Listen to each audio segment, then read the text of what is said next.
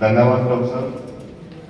मंच पर विराजमान उपायुक्त महोदय, जनप्रतिनिधि, कृषि विज्ञान केंद्र और खेती-बाड़ी महकमे से अफसर साहिबान, डीलर साहिबान और आज यहाँ इस प्रोग्राम में इकट्ठे हुए किसान भाइयों, कृषि पर्यवेक्षक और एग्रो इनपुट डीलर्स, सबसे पहले बहुत बहुत शुक्रिया कृषि विभाग राजस्थान का कि बहुत उचित समय पर ये जो एक कार्यशाला का आयोजन किया जा रहा है, क्योंकि सही समय है हमें अपना काम शुरू करने के लिए कि हम आने वाली फसल में गुलाबी सुंडी के प्रकोप से कैसे बच सकते हैं और फिर कैसे नियंत्रण कर सकते हैं। क्योंकि किसी भी मैनेजमेंट सिस्टम का सबसे पहला पॉइंट है बचना। अगर हम बच गए तो हमें नियंत्रण करने की जरूरत नहीं पड़ती। तो बचने, अगर हमें बचना है तो उससे आज से हमें शुरू करना है। Next please.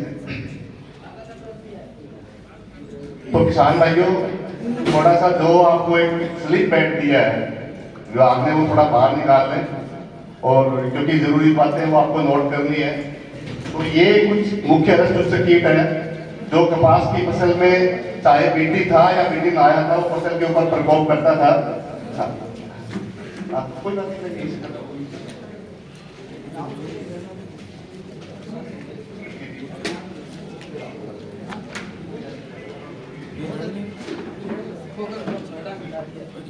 काफी 2015 में एक आउटब्रेक आया था पूरे उत्तर भारत में और हमें काफी समस्या हुई। 2022 में भी सफेद मक्खी का एक आउटब्रेक आया था, सिर्फ और सिर्फ आपके पंजाब और हरियाणा में रह गया था, राजस्थान में ज्यादा समस्या नहीं थी। उसके बाद जो चूड़ा ट्रिप्स कहते हैं, जो कपास की फसल में जब फसल की बिजाई के तुरंत बाद अगर धरती पे कोई कीड़ा सबसे पहले कपास को नुकसान पहुंचाता है तो उसको हम चूड़ा बोलते हैं। यह भी एक काफी मुख्य कीट की भूमिका में कई बार आ जाता है। उसके बाद जो सुंडियां थी, उसमें 3 सुंडियां थी, गुलाबी सुंडी, चित्तीदार सुंडी और अमेरिकन सुंडी। दोस्तों, जब से बीटी कपास आया तो बीटी कपास के अंदर सिर्फ और सिर्फ अमेरिकन सुंडी को मारने का एक लेवल क्लेम था। अमेरिकन सुंडी के लिए बीटी कपास आया और उसका हमें फायदा था कि उसमें गुलाबी सुंडी और चित्तीदार सुंडी थी, वो हमें एक अलग से एडवांटेज था, जो वो भी मर रहे थे। पर ये जो 3 सुंडियों की मैं बात आगे करूंगा, उसमें चित्तीदार और अमेरिकन सुंडी है, वो अभी तक भी बीटी से मर रही है। बीटी का गुण उनके लिए अभी भी कार्य कर रहा है, पर गुलाबी सुंडी ने बीटी के गुण के प्रति सहनशीलता हासिल कर ली है। वो सहनशीलता कैसे हासिल की, क्या उसके मुख्य कारण थे और वो सहनशीलता कहाँ पे सबसे पहले आई और वहां से कैसे उत्तर भारत में आई, उसका पूरा एक सिस्टम मैं आपको समझाऊंगा। उसके बाद कुछ ये ऐसे कीट है जैसे तंबाकू की सुंडी है, 10 की कॉटन बग, लाल कॉटन बग, कॉटन सैलरी के ऊपर है, लीफ माइनर और दीमक।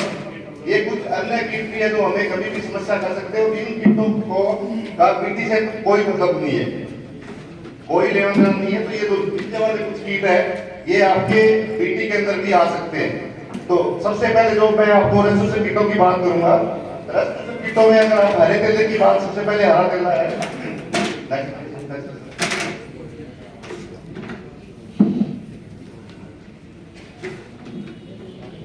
आज की ये कार्यशाला है, इस कार्यशाला का मुख्य उद्देश्य ये था कि जो मेरे सुपरवाइजर साहिबान है, मेरी आवाज रिकॉर्ड करने के बजाय आप लिखने की कोशिश करोगे तो ज्यादा बेटर रहेगा।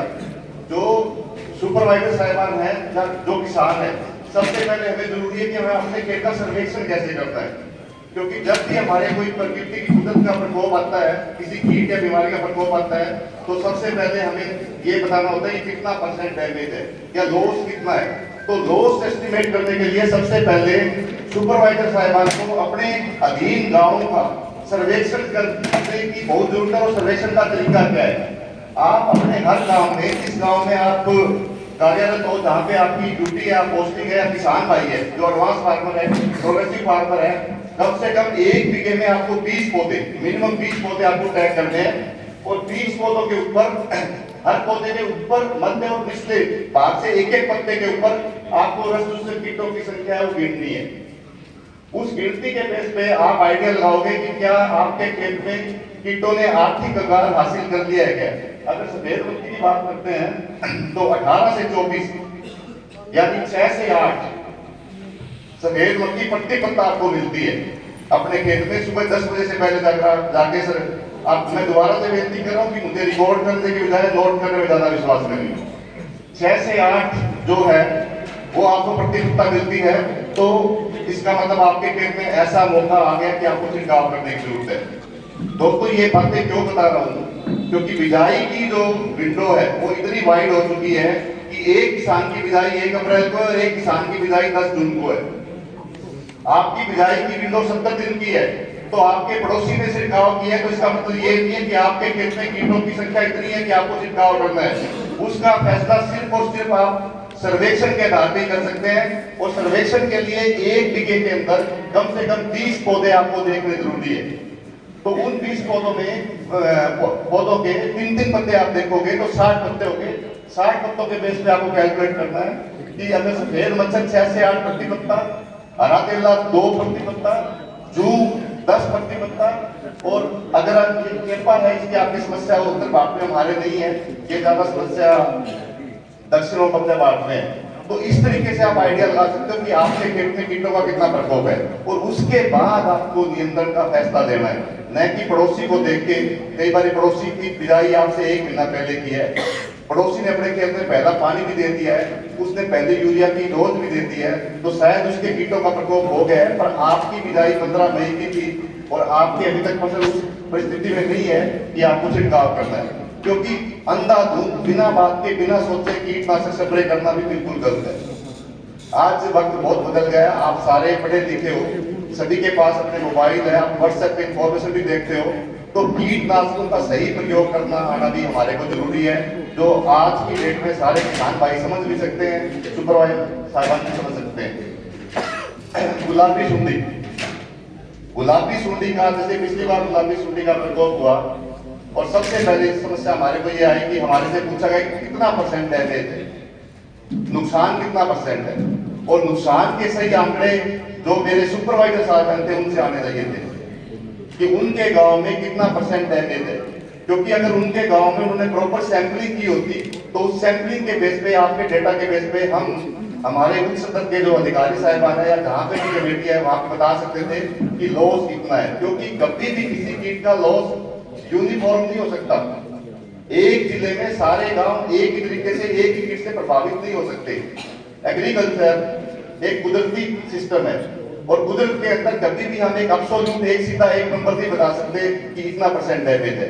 शायद 1-4 गांव का एक तक ऐसा है जहाँ पे किसानों ने भी अपना बचाव किया या छिड़काव किया, वहां पे डैमेज कम हो सकता है, और 4 गांव ऐसे हैं जहाँ पे किसानों ने थोड़ा ध्यान कम किया या लेट पता चला तो वहां डैमेज ज्यादा हो सकता है। तो इसका सही एस्टीमेट जब तक आप प्रॉपर मॉनिटरिंग नहीं करोगे नहीं आएगा। तो उसके लिए आपको क्या करना है, अभी से ही, आज से ही, जहां जहां लकड़ियों के ढेर लगे हैं गांव में, आप सभी को पता है गुलाबी सुंडी अब कहां पे है। अब सारी की सारी गुलाबी सुंडी जो आपने गांव पे लकड़ियों के ढेर लगाए हुए हैं उस ढेर के अंदर जिंदा है, या जो आपके चीनी या तेल निकालने वाली मिलों में बिनौला या कपास पड़ी है उसके अंदर जिंदा है। जैसे ही फरवरी मार्च अप्रैल के अंदर मौसम ठीक आएगा, हवा में नमी जो है वो ठीक होगी, दिन का तापमान ठीक होगा, या दिन और रात का जो प्रोपोर्शन है वो चेंज होगा, उसी के साथ ही गुलाबी सुंडी अपनी सुप्त अवस्था को छोड़ के, अब वो सुप्त अवस्था में है, यानी कुछ खा नहीं रही है, जिंदा बैठी है, अपनी सुप्त अवस्था को तोड़ के धीरे धीरे पतंगा बन के कुदरत में आएगी, वातावरण में आएगी, और वातावरण में आते ही उसको अंडे देने के लिए कपास के पौधों की जरूरत है। अगर उसको कपास के पौधे मिल जाते हैं तो वो उस पे अंडे देके अपना जीवन चक्र शुरू कर लेती है। अगर उसको कपास के पौधे नहीं मिलते तो वो अपने पेट में अंडे लिए घूम घूम के मर जाएगी, और उसको हम सुसाइडल इमरजेंस बोलते हैं। सुसाइडल इमरजेंस गुलाबी सुंडी के अंदर एक बहुत पुराना मैकेनिज्म है, पर वो जब हमारे पुराने हाइब्रिड थे जिसमें नरमे की फसल फूल फुलाके पे 65-70 दिन के बाद आती थी, उसमें चलता था। आज अगर आपने आज हाइब्रिड बीजा है तो हाइब्रिड 40-45 दिन के ऊपर अपना फूल देना शुरू कर देगा, और एक बार फूल मिल गया, जैसे 1 अप्रैल को भी जाएगी या 10 अप्रैल को भी जाएगी, तो 20-25 मई के आसपास आपको फूल मिल जाएंगे। और मैं कहता हूँ कि जून तक आपकी लकड़ियों के ढेर में से पतंगे निकलते हैं, तो उन पतंगों को अंडे देने की जगह मिलेगी, और इस तरीके से धीरे धीरे ये प्रकोप है ये फैलता जाता है। तो ये मॉनिटरिंग के लिए आपको 2 फेरोमोन ट्रैप प्रति बीघा या प्रति एकड़। पिछली बार का जो मेरा सर्वेक्षण था राजस्थान का, 1000 किलो पे 1 या 2 फेरोमोन ट्रैप नहीं मिल रहे थे। तो इसका मतलब सर्वेक्षण में किसी की रुचि नहीं थी, किसानों की भी नहीं थी, डिपार्टमेंट ने क्या किया मुझे पता नहीं है, पर आप पूरे कोई भी आदमी बस से ट्रेवल कर रहा है, जीप से ट्रेवल कर रहा है, कार से कर रहा है, तो उसको फेरोमोन ट्रैप स्पष्ट दिखाई देगा खेत में लगा या नहीं लगा है। फेरोमोन ट्रैप तो ज्यादा कॉस्टली नहीं है, 50 से 60 रुपए की चीज है। उसके अंदर 20 रुपए का एक कैप्सूल है जो आपको हर 15 मिनट बदलना है, और वो आपके खेत में एक चौकीदार का काम करता है। चौकीदार मतलब वो आपको अलर्ट करता है कि आपके गुलाबी सुंडी आई है या नहीं आई है। तो या तो दो फेरोमोन ट्रैप, और जब आपकी फसल लग गई है, फसल लगने के बाद जैसे ही फसल फूलों की आएगी, तो आपको एक बीघे के अंदर कम से कम 100 फूल देखने हैं। अगर 100 फूलों में से 5 से 10 फूल बंद दिखाई दे रहे हैं, गुलाब की शक्ल के दिखाई दे रहे हैं, जिसको रोजे गुलाब बोलते हैं, तो इसका मतलब ये है कि आपके खेत में गुलाबी सुंडी का इतना प्रकोप हो चुका है कि आपको छिड़काव करने की जरूरत है। और तीसरा तरीका, 20 हरे टिंडे तोड़ के देखना। 20 हरे टिंडे तोड़ने की बात अगर मैं कहूं तो मैं गारंटी से यह कह सकता हूं कि पूरे हाल में 1 या 2 किसानों को छोड़ के शायद भी किसी किसान ने अपने खेत में से 20 हरे टिंडों को तोड़ के देखा होगा। दोस्तों, गुलाबी सुंडी जब टिंडे के अंदर एंटर करती है तो अंदर जाते हुए अपना एंट्री होल, अपना प्रवेश द्वार बंद कर लेती है, और बाहर से आपको पता नहीं लगता कि इसके अंदर गुलाबी सुंडी है या नहीं है।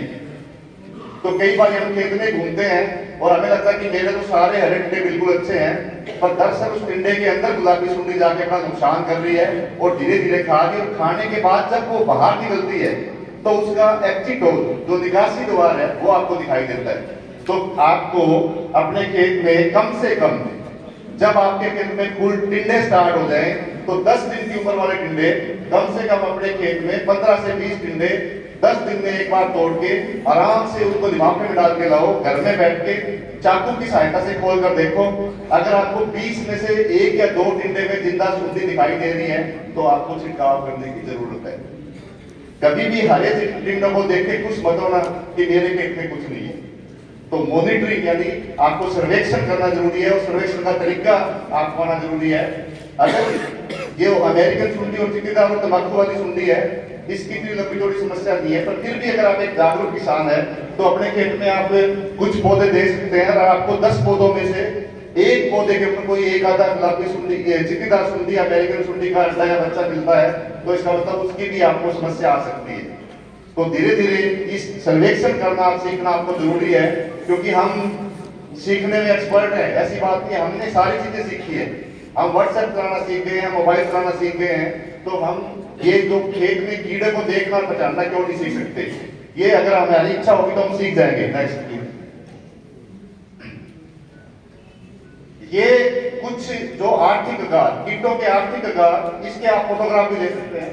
ये कीटों के आर्थिक आकार है एक ऐसी लेवल जिस लेवल पे हमें छिड़काव करना है। खेत में एक छोटा सा कीट देख के भी छिड़काव नहीं करना, और बहुत ज्यादा वेट भी नहीं कर सकते। तो एक आर्थिक आकार हमने डिसाइड किए हुए हैं, और ये जो आर्थिक आकार है बीच वाले, ये कीड़ों के जो लक्षण है, देखो 2 तरीके से आर्थिक आकार काउंट होता है। या तो हम कीड़े गिन ले खेत में 20 पौधों पे 60 पत्तों पे कीड़े गिने और उसके बेस पे निकालें, पर क्योंकि वो आप लोगों को करना शायद मुश्किल भी हो सकता है। आकार है वो कई बार हमें गिन के उसको समझना मुश्किल है, तो आप सीधे पौधों को देख के जो पौधों पे उनके नुकसान के लक्षण है उसके बेस पे भी डिसाइड कर सकते हैं। जैसे आपने 20 पौधे देखे और 20 में से अगर 10 पौधों के पत्ते हल्के से किनारों से पीले हुए हैं और साथ में आपको हरा तेला घूमता दिख रहा है, तो इसका मतलब हरे तेले का प्रकोप आ गया, वो इतना आ गया कि आपको छिड़काव करना है। ऐसे ही आप जूम के लिए डिसाइड कर सकते हैं, ऐसे ही आप जो खेत मच्छर या फाके के लिए भी कर सकते हैं। और गुलाबी सुंडी के लिए तो आपको बहुत ही आसान है। अगर आप 100 में से आपको 5 या 10 फूल बंद दिखाई दे रहे हैं, या जो आपने फेरोमोन ट्रैप लगाया है अपने खेत में, उस ट्रैप में लगातार 3 दिन तक 5 से 8 पतंगे दिखाई दे रहे हैं, लगातार 3 रात 5 से 8 पतंगे आ गए हैं, तो इसका मतलब आपके खेत में जो नरमे की फसल है उसमें गुलाबी सुंडी का प्रकोप हो चुका है और आपको छिड़काव करने की बहुत ज्यादा जरूरत है। उसी तरीके से अगर आपने 20 टिंडे तोड़े और 20 में से 2 टिंडों में गुलाबी सुंडी मिल रही है, तो ये भी एक जो सिम्टम बेस्ड जो उसके लक्षण आधारित है। अगर 20 में से 2 टिंडों में सुंडी मिल रही है, तो वो भी आपके लिए एक तरीका है जिसके बेस पे आप छिड़काव का फैसला वो दे सकते हैं। तो इस तरीके से, क्योंकि जो आज की जो नरमे की खेती है, मैं आपको बता देता हूँ कि वो बिना समझ के करनी बहुत मुश्किल है। और एक बात बड़ी क्लियर करता हूँ, यहाँ पूरे हाउस को कोई भी पीटी फ्री नहीं आने वाला है। कहीं पे भी दुनिया में कोई भी टीटी नहीं है जो गुलाब की सुंडी को मार दे। अगर आपको सोशल मीडिया पे, यूट्यूब पे कोई इंफॉर्मेशन मिल रही है, वो सारी फेक है, सब झूठी है। जो क्राई1AC और क्राई2AB तो दो जीन है, वो दोनों जीन ही अभी तक है जो सुंडियों के प्रति काम कर रहे हैं। उसके अलावा अभी तक कोई नया जीन नहीं है। नया जीन जब भी आता है उसकी एक प्रॉपर टेस्टिंग होती है और टेस्टिंग के बाद ही वो जीन आप लोगों तक पहुंचता है। तो दोस्तों ऐसा कुछ नहीं है। आपको अगर कोई भ्रांति भी फैलाता है, कोई आपको बता भी रहा है, तो आपको उस पर विश्वास नहीं करना, क्योंकि जो आपके खेतीबाड़ी विभाग के द्वारा जो अनुमोदित हाइब्रिड है बीटी कॉटन के जो BG2 हाइब्रिड है, सिर्फ और सिर्फ उन्हीं की खेती करनी है, पर उनकी खेती अपनी जमीन और पानी के आधार पे। मेरे से पहले दो वक्ता को बहुत क्लियर बता के गए थे कि आपके किस तरह की जमीनें हैं। आपके रेतली जमीनें भी है, आपकी जो मोटे बीच वाली दरमियानी जमीनें भी है, और आपकी बाहरी जमीनें भी है। तो हर तरह की जमीनों के हिसाब से आपके जो हाइब्रिड है वो है, तो उसका चुनाव आपको है वो करना है।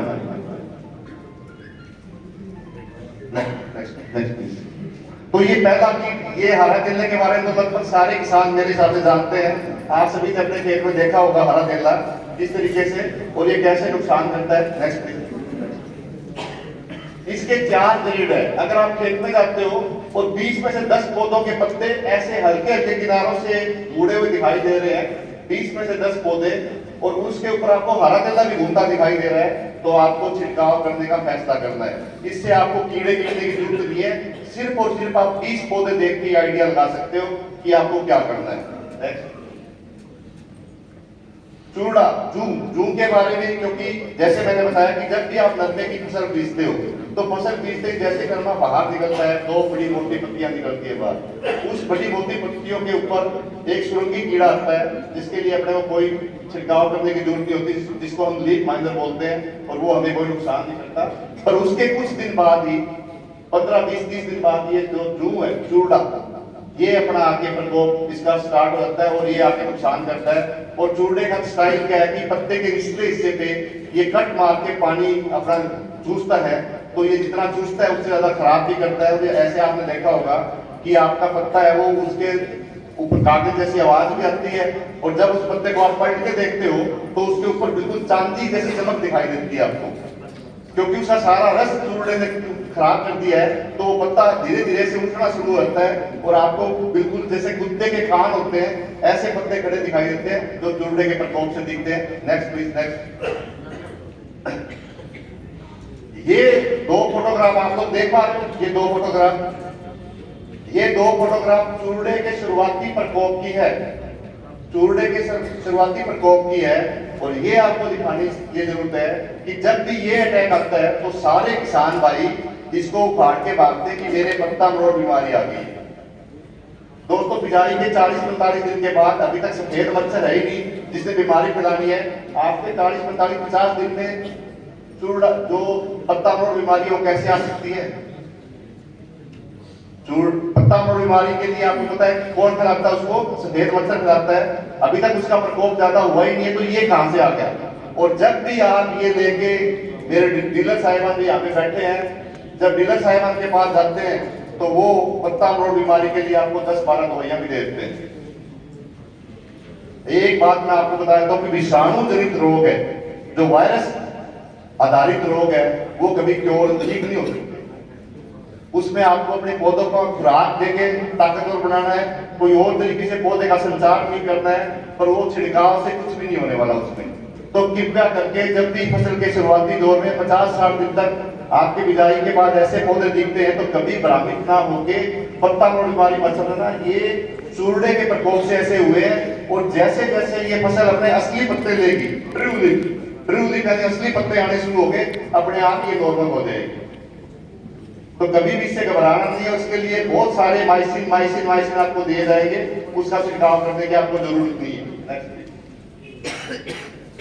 ये सफेद मक्खी के बारे में आपको लगभग आप सारे एक्सपर्ट हो रहे हो, क्योंकि अपन ने बहुत बड़े आउटब्रेक जो जिसके देखते हैं, 2015 वाला आउटब्रेक आपको याद है, और 2022 में भी आया था। ये देख रहे हो क्या है?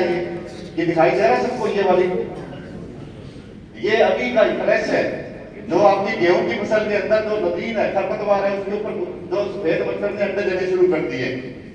ये सफेद मच्छर के अंडे हैं और सफेद मच्छर हमेशा अंडे ऐसे अर्ध सर्कुलर सिस्टम में देती है जब उसको उसका पौधा अच्छा लगता है। अगर उसका भोजन उसके पसंद का है तो उसके अंडे का स्टाइल और चेंज हो जाता है। उसके बाद अंडों से ये छोटे बच्चे बनते हैं और छोटे बच्चे के बाद ये बड़े बच्चे बनते हैं और फिर ये अडल्ट बनता है।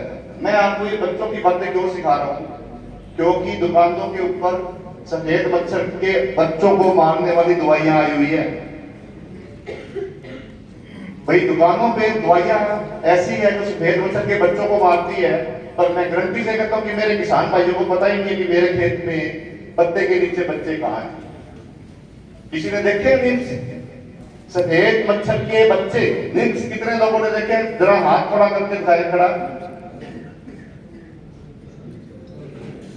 तो दोस्तों 3 कीटनाशक है, पायरिप्रॉक्सीफेन जो लैंडोस, पायरोमेसिफेन, ओबेरोन और डुप्रोफेजिन, अपलोड नाम से आती है। तीनों दवाइयां बच्चों की मारने वाली है।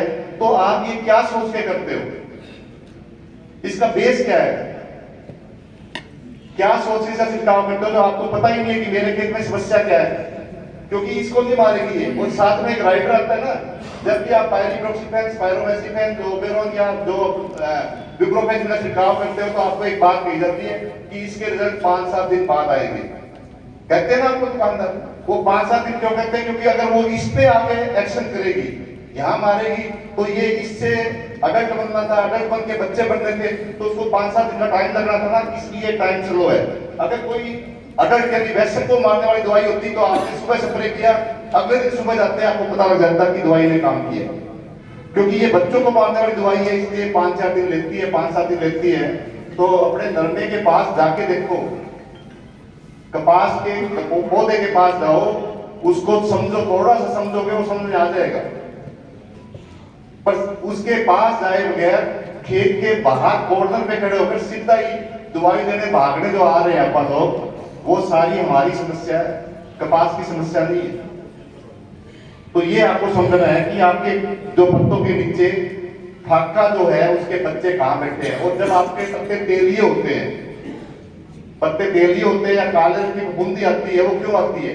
क्योंकि जब ये बच्चे एक ही एक जगह पे बैठ के खाते रहते हैं तो अपने शरीर से जो एक्स्ट्रा पदार्थ है वो उससे निकालते हैं और उस एक्स्ट्रा पदार्थ के ऊपर काले रंग की बूंदी लगती है, जिसके कारण पत्ते पे सूटी मोड़, काली, आपको दिखा काले काले होते हैं, ये पत्ते हो जाते हैं, वो इसमें की होते हैं। जब आपके पत्ते पे सफेद मच्छर के अडल्ट बच्चे, बड़े बच्चे, छोटे बच्चे, रंडे, सारी अवस्थाएं बहुतायत में बहुत ज्यादा इकट्ठी होगी, तब आपका पत्ता काला और तेलिया होना शुरू होगा। तो ये आपको समझने की जरूरत है। और जब ऐसी परिस्थिति आती है तो सबसे पहले आपको अंडे देने वाली मशीन रोकनी है, यानी अडल्ट को मारना है। अडल्ट को मारने के बाद 3-4 दिन बाद आपको इसको मारना है, तो उसके बाद आपको कम से कम 20-25 दिन का रिलीफ मिल जाता है। अगर हमें सफेद मच्छर की बहुत ज्यादा समस्या है तो नॉर्मल में ऐसा करने की जरूरत नहीं है। Next please. 2 तरह से हमारा ये नुकसान करते हैं। जो काले रंग की बूंदी मैंने आपको बताई थी, ऐसे पत्ता काला हो जाता है आपका। एक तो जो सफेद मच्छर है वो खुद पत्ते का रस चूसते हैं और रस चूसने से पत्ता आपका कमजोर पड़ता है, ऊपर से पीले पीले धब्बे पड़ते हैं। और दूसरा, वो जब शरीर से एक्स्ट्रा पदार्थ छोड़ता है उसके ऊपर काले रंग की बूंदी आती है। और तीसरा, वो विषाणु रोग को फैलाने का काम भी करता है। दोस्तों, आपके खेतों के आसपास जो खरपतवार खड़े हैं, चाहे पीली बुट्टी है, कंगी बुट्टी है या भाखड़ी है, कुछ भी है, उसके अंदर पत्ता मरोड़ बीमारी के विषाणु जिंदा है। व्हाइट फ्लाई, सफेद मच्छर वहां पे बैठेगी, वहां से जब दोबारा जैसी वो नरमे के ऊपर आके बैठेगी तो वो उस विषाणु को फैलाने का काम कर देगी। एक बार वो विषाणु फैल गया तो उसको कोई कीटनाशक से या फफूंदीनाशक से नहीं मरेगा, उसके लिए कोई छिड़काव करने की जरूरत नहीं है। सिर्फ और सिर्फ आपको सफेद मच्छर को मारने का इंतजाम करना है या अपनी फसल को अच्छा खुराक, पोषण देने की जरूरत है, जो मेरे से पहले वक्त आपको अच्छे से बता के गए। नेक्स्ट, चित्तीदार सुंडी, जो चितकबरी सुंडी भी कहते हैं, आप चित्तीदार सुंडी भी कहते हैं। और इसकी बात इसलिए कर रहा हूं क्योंकि पूरे उत्तर भारत में हरियाणा ने, तो हरियाणा सरकार ने थोड़ा किसानों को इंसेंटिव दिया है कि देसी कपास के ऊपर उनको 3,000 रुपए प्रति एकड़ दे रही है। तो इस करके पिछले साल थोड़ा सा किसानों का रुझान देसी कपास की तरफ बढ़ा है। और देसी कपास का मुख्य कीट है चित्तीदार सुंडी, चितकबरी सुंडी, या जिसको आप काले मुंह वाली सुंडी बोलते हो, वो उसका मुख्य कीट है। और इस कीट की क्या खासियत है कि जैसे ही आप देसी कपास लगाओगे और देसी कपास के ऊपर जब फूल रोटियां आएगी, आते ही सबसे पहले ये उसमें अटैक करती है। अगर आपने इसका पहला अटैक नहीं रोका तो आपकी कपास आगे फूलों पे आएगी नहीं और सीधी बढ़वार ले जाएगी। और आपने देखा ना बल्कि कपास तो सीधा पेड़ बन गई है, इस पे बिल्कुल फूल रोटे नहीं आ रही, क्योंकि अगर आपने पहला फल रोकने में फेल हो गए, आपने प्रॉपर तरीके से मैनेजमेंट नहीं किया इस कीट के कारण, तो वो कपास की फसल आपको बहुत तंग करेगी। पर अगर आपने पहला फल सही तरीके से मैनेज कर दिया, उसका सीधा सा एक तरीका है, अपने स्लिप पैड में नोट कर सकते हैं कि जैसे ही आपके खेत में 10% पौधों के ऊपर आपकी जो फुल डोटी आ गई है, फूलों से पहले सभी को पता है ना कपास में पहले फुल डोटी आती है, फिर फूल आते हैं, फिर टिंडा बनता है, पता है ना सभी को? ठीक है, तो जैसे ही 10% पौधों में फूल डोटी आती है, उस टाइम पहला छिड़काव बिना किसी से पूछे हुए आप कर सकते हो किसी भी सिंथेटिक पायरेथ्राइड दवाई का, जैसे साइपरमेथ्रिन, एल्फामेथ्रिन, डेल्टामेथ्रिन, एंप्रोपेक्ट्रिन, फैनवाल, ग्लूटासाइक्लोथ्रिन, कोई भी कीटनाशक है जो सिंथेटिक पायरेथ्राइड ग्रुप का है, उसका प्रयोग सिर्फ और सिर्फ आप देसी कपास में 10% पौधों के ऊपर जब फुल डोटी आ जाएगी उसके अंदर कर सकते हो। एक बार आपने ये पहला फल इसका रोक दिया दोस्तों, उसके बाद देसी कपास से कोई प्रॉब्लम नहीं आएगी आपको आगे एक दो छिड़काव और कर दे, ट्रेसर के कर दे या वान के कर दे या फ्लूवेंडियामाइड के कर दे, पर कोराजेन के नहीं करना। क्लोरेंट्रानिलीप्रोल नहीं करना देसी कपास में, क्योंकि क्लोरेंट्रानिलीप्रोल यानी कोराजेन इस काले मुंह वाली सुंडी को नहीं मारता। हाँ सस्ता है, आपको पसंद भी है, पर वो इसको तो नहीं मारता। तो कई बार किसान मुझे कहता है जी मैंने तो कोराजेन की है, सुंडी नहीं मरी, नहीं मरेगी उससे, क्योंकि उसके लिए रिकमेंड उसके लिए काम ही नहीं करती वो। तो उसके लिए या तो आपको शुरू में सिंथेटिक पायरेथ्राइड, उसके बाद स्पिनोसाइड यानी ट्रेसर या फ्लूवेंडियामाइड फेम या इंडोक्साकार्ब जो है वो अवांट है, उसका प्रयोग अगर आप करोगे तो आप इसको मार लोगे। इसके 2-3 छिड़काव से आपको जो देसी कपास है उसकी भरपूर पैदावार हो सकती है। देसी कपास में आपका एक ही डर है, चुगाई, है ना, कि इसको चुगाई कैसे करेंगे, चुगाई बड़ी समस्या है, पर आपको पता है कि इसके झड़ने की समस्या है।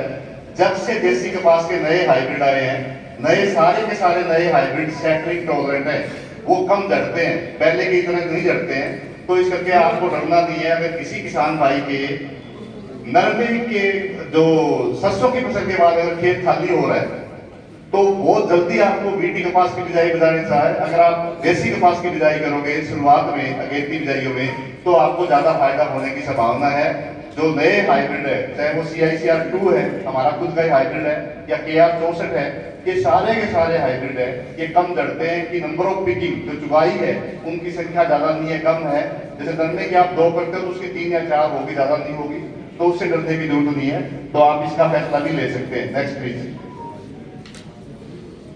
चित्तीदार सुंडी इस तरीके से नुकसान करती है, आपको पता है कि जो फुल डोटी में जब पहले वो मुंह लगाएगी तो फुल डोटी ऐसे खुल जाएगी, इसको फ्लेयर अप बोलते हैं। और इसकी एक निशानी और है कि ये अपने जो एंट्री होल के ऊपर अपना मल मूत्र बाहर निकालती है। आप हमेशा इसका मल मूत्र बाहर देखोगे तो आपको आइडिया आ जाएगा कि देसी कपास के अंदर या कोई भी कपास के अंदर हमारा जो है चित्तीदार सुंडी का प्रकोप आ गया है। पर आपकी जानकारी के लिए बता दूं कि बीटी कपास के अंदर अभी भी देसी जो चित्तीदार सुंडी अमेरिकन सुंडी की कोई समस्या नहीं है। उसके लिए कोई घबराने या छिड़काव करने की आपको एक बार इस टाइम तक छिड़काव करने की जरूरत नहीं है। Next please. अब आपका जो मुख्य कीड़ा है उसकी बात करेंगे, गुलाबी सुंडी की, क्योंकि गुलाबी सुंडी के बारे में हमें समझना बहुत जरूरी है। गुलाबी सुंडी पहले एक लेट सीजन पेस्ट था। सबसे लेट कपास की फसल में कोई कीट आता था तो गुलाबी सुंडी थी। पर जब से हमारी ये बीटी आई, बीटी में जो 2 हमारे मुख्य सुंडियां थी, अमेरिकन बॉलवॉर्म यानी आपकी हरी सुंडी और स्पॉटेड बॉलवॉर्म आपकी चित्तीदार सुंडी, जब इनका प्रकोप कम हुआ तो इस सुंडी ने धीरे धीरे अपना घर शुरुआत में बनाना शुरू कर दिया। तो इसके बारे में, इसका लाइफ साइकिल की थोड़ी स्टोरी बताता हूँ। गुलाबी सुंडी एकल बक्सी कीट है। एकल बक्सी का मतलब समझते हो कि सिर्फ और सिर्फ कपास देसी या अमेरिकन कपास को खाता है। अगर देसी और अमेरिकन कपास दोनों बराबर खड़े हैं तो पहले अमेरिकन कपास को खाएगा, उसके बाद देसी को खाएगा, यानी देसी में भी कंपैरेटिवली कम आता है। इसका एकल बक्सी कीट होने के कारण क्या होता है कि जैसे आप नवंबर दिसंबर में आपने फसल की कटाई कर दी, नवंबर दिसंबर में जैसे ही रात का तापमान कम होगा, रात के तापमान कम होने के साथ ही ये गुलाबी सुंडी इसी सुंडी की अवस्था के अंदर दिसंबर के अंदर सुंडी की अवस्था के अंदर ही सुप्त अवस्था में चली जाएगी, यानी खाना पीना छोड़ देगी पर मरेगी नहीं। खाना पीना छोड़ देगी, मरेगी नहीं, उसको सुप्त अवस्था बोलते हैं। और इसकी एक विडंबना ये है कि ये 37 दिन से लेकर 150 दिन तक सुप्त अवस्था में रह सकती है। जब तक आपका मौसम वातावरण अच्छा नहीं होगा, इतने ये सुप्त अवस्था में रह सकती है। और इसी करके जो आपके लकड़ियों के ढेर है या बिनौलों के ढेर है, वो हमारी गुलाबी सुंडी के लिए समस्या है, क्योंकि उनमें से निकल के वो हमारे आगे वाली फसल है उसके अंदर आएगी। तो इसका जीवन चक्र, पहले जो मादा है वो फूल रोटियों के अंडे देती है। अंडे से सुंडी 2 अवस्था में होती है। शुरुआत में सुंडी 5 दिन तक करीब रंग की होती है। पहले 5 दिन तक गुलाबी सुंडी की सुंडी का रंग गुलाबी नहीं होता दोस्तों। 5 दिन के बाद वो सुंडी का रंग है वो गुलाबी होना शुरू होता है। और गुलाबी सुंडी 2 कपास के बीजों को आपस में जोड़ के भी जिंदा रह सकती है। ये डबल सीड देखा आपने? डबल सीड दिखाई दे रहा है सबको? अब जो बिनौले पड़े हैं, जो उत्तर भारत के बिनौले हैं, उसका साइज छोटा है, तो उसमें गुलाबी सुंडी 2 बिनौलों में जोड़ के उसके अंदर जिंदा बैठी है। पर अगर आपका कोई दक्षिण मध्य भारत से बिनौला आया हुआ है, उसका साइज थोड़ा सा बड़ा है, तो उसके अंदर वो एक सिंगल बिनौले के अंदर भी जिंदा रह सकती है। इसको बोलते हैं अपने आप को ऑक्सीजन में कैसे जिंदा रखना है। तो ऑक्सीजन के सोर्सेज क्या क्या है? जो जिनिंग मिल में पड़ा बिनौला या कपास के ढेर, और या आपके गांव या खेत में पड़े लकड़ियों के ढेर। तो गुलाबी सुंडी आप संभाले बैठे हो अभी भी। और क्योंकि इसमें जो सबसे ज्यादा सहयोग हमें दे सकते हैं वो किसान भाई दे सकते हैं। आपके जो अपने नुक्ते हैं, अपने नुस्खे हैं, उस नुस्खों से आप पता लगा सकते हैं कि किस तरीके से जो हमारी कपास की लकड़ियों में अधखले कुंडे हैं जो पड़े हैं, जिसके वजह उन अधखले कुंडों को कैसे नष्ट कर सकते हैं। क्योंकि मैं तो कहता हूँ कि या तो लकड़ियों को जमीन में मिला दो, तो उसमें सारे टिंडे जमीन में मिल जाएंगे, और जैसे आप सरसों या गेहूं के लिए पानी दोगे वो सारा गल जाएगा सिस्टम। या अगर नहीं भी गलेगा तो खुले में पड़ा है, बहुत जल्दी मौसम का फर्क पड़ेगा और वो फरवरी में पतंगा बन के उड़ जाएगा, नरमा होगा नहीं मर जाएगा। पर लकड़ी के ढेर में जितना ऊंचा ढेर होगा उतना ही लेट तक उसमें से पतंगे निकलेंगे। ऊपर वाले ढेर में मार्च में निकल जाएंगे, उससे 3 फीट में अप्रैल में निकल जाएंगे, 7-8 फीट के बाद मई में निकल जाएंगे, और इवन जून तक भी उसमें से पतंगे निकलते रहते हैं। तो इसमें कौन क्या कर सकता है? अब आप कहोगे कि लकड़ी आपका एक डोमेस्टिक फ्यूल है, आपके घरों का ईंधन है। ठीक है, ईंधन है, आपको जरूरत है, मैं नहीं कहता उसको समाज पर सीजन में 2 बार झटका तो सकते हो उसको। इतना क्या, जो वीट की फसल में मैं उपायुक्त महोदय सर को बता देना चाहता हूँ कि सर वीट के टाइम में और सरसों के टाइम में किसान के पास पूरा समय है। अगर ये 2 बार लकड़ी के ढेर को झटका दें, जो अधखुले टिंडे वो अलग आए उनको नष्ट कर दें, तो मैं गारंटी से कहता हूँ कि आप 70% लोड है वो कम कर सकते हो। पर वो कोई करने को तैयार नहीं। सारे कहते हैं कि आप दवाई बताओ कीटनाशक। कीटनाशक की बात यह है कि एक बार गुलाबी सुंडी टिंडे के अंदर एंट्री करेगी तो बंकर में गई, उसके बाद नहीं मरेगी दवाई से। जब वो हरे टिंडे में नहीं मर रही तो लकड़ी के ढेर में कैसे मर जाएगी? तो ये एक मिला जुला प्रयास होगा डिपार्टमेंट का भी, हमारा भी, खेतीबाड़ी जो हमारे एग्रो इनपुट डीलर साहिबान भी, जो हमारे सीड कंपनीज के साथी भी, हमारे जिनिंग एंड ऑयल एक्सटेंशन के लिए, अगर हम सभी मिलकर प्रयास करेंगे तो इस कैरी ओवर को हम नष्ट कर सकते हैं। और आगे भी नष्ट करते थे। पहले जब शुरुआत में हमारे नरमा स्टार्ट हुआ था उत्तर भारत में, तब पूरे के पूरे कैंपेन चलते थे। गांव में वेन, जैसे अब आप जो आज वेन चल रही है, ऐसे वेन चलती थी जो स्टॉक को नष्ट करने या मैनेज करने का काम करती थी। या आप लकड़ियों को लंबवत खड़ा कर दें, जैसे आप खेत में बाढ़ लगाते हैं ना, अगर ऐसे लंबवत खड़ा करेंगे तो बहुत जल्दी उसके ऊपर सूरज की रोशनी पड़ेगी और वो फरवरी मार्च में ही पतंगा बन के उड़ जाएगी। हमारी बिजाई तो अप्रैल के बाद होनी है। मुझे तो मार्च के बाद इसकी समस्या है, इसीलिए तो मैं डॉक्टर बुराला साहब और बोलिया साहब को धन्यवाद कर रहा कि बहुत सही टाइम पे आप लोगों के आमने सामने मुझे किया है। जो मैं बता देता हूँ कि आज से ही शुरू करोगे तो गुलाबी सुंडी का लोड कम कर दोगे। कोई नया दिन नहीं आने वाला है। आपने पाकिस्तान का यूट्यूब पे वीडियो देखिए नया जून में कि नया दिन आएगा। पाकिस्तान का एक वीडियो ये भी आ रहा है कि लकड़ियों से इस अधखुले टिंडों को अलग कैसे करें। वो किसी ने देखा है? वो क्यों देखोगे? क्योंकि उसमें तो आपको काम करना पड़ता है थोड़ा सा। वो कोई किसान नहीं देख रहा। सबको बैठे बैठे रिमोट चाहिए कि रिमोट से सुंडी मर जाए। कुदरत है, कीड़े से धरती आदमी ने उधार लिए, हम किराएदार हैं, वो ओनर है। 400 लाख साल पहले धरती पे कीट आया था, तो हक किसका है धरती पे? कीट का है। दूसरा, किसी भी प्राणी को हम 100% तक जमीन से इरेडिकेट नहीं कर सकते, मार नहीं सकते, ये कुदरत का नियम है। तो हम उसको मैनेज करेंगे। मैनेज यानी उस लेवल तक रखेंगे कि वो जिंदा रहे पर हमारे को तंग ना करे। तो उसके लिए छोटे छोटे जो काम है वो करोगे तो आपको फायदा जो होगा। ये इसका पतंगा है। ये पतंगा क्यों दिखा रहा हूँ, क्योंकि जब आप फेरोमोन ट्रैप लगाओगे तो फेरोमोन ट्रैप में आपको ये नर पतंगे फंसे हुए दिखाई देंगे, और इस नर पतंगों की गिनती के बेस पे आपको फैसला होगा कि फेरोमोन ट्रैप में पहले का कि आपका चौकीदार है जो आपको अलर्ट करेगा कि आपके गुलाबी सुंडी आ गई है, और आपको अलर्ट हो जाना है। और उसके बाद आपको चाहे बद फूल देखो या टिंडे देखो, और आपको छिड़काव का फैसला है वो करना है। तो इस तरह का पतंगा होता है, पर इसमें आपको डरने की जरूरत नहीं है, क्योंकि ट्रैप के अंदर जब आपको कैप्सूल लगाओगे उस कैप्सूल की तरफ सिर्फ और सिर्फ गुलाबी सुंडी के नर आकर्षित होते हैं, नर, और नर अंडे नहीं देते ना। तो आपको डर किस चीज का है? कई बार किसान कहते हैं कि अगर ट्रैप लगा दिया तो क्या तक वहां ज्यादा सुंडी आ जाएगी? कभी भी नहीं आ सकती। जब सारे नर वहां पे आके इकट्ठे हो रहे हैं तो आपको डरने की जरूरत क्या है? नर ने कभी अंडे नहीं दिए, मादा अंडे देती है, तो उसमें डरने की जरूरत नहीं है। वो तो एक आपका चौकीदार, आपका प्रहरी है जो आपको बता रहा है कि आपके अटैक आया है नहीं आया है। पर ये आपकी मर्जी है दोस्तों। आप अपने खेत के राजा हो, मालिक को अपने खेत के आप। हमारा कार्य आपको बताना है, उसको मानना या मानना आपका काम है। अगर आपको ठीक लगता है तो मान लो, ना ठीक लगता है तो एक बार करके देखो। यहाँ खड़े होकर चैलेंज करो ना कि मैंने लगाया था और मेरे को तो कुछ पता नहीं लगा, तो पता तभी लगेगा जो अडॉप्ट करोगे। Next please. ये इसके नुकसान के लक्षण, ये वाला फूल कितने लोगों ने देखा है? हाथ खड़ा करें एक बार। प्रोजेक्ट फूल, क्योंकि जो मेरा सर्वे था गंगानगर में 100 में से 31.67% फार्मर थे जिन्होंने ये रोजेट फूल देखा था।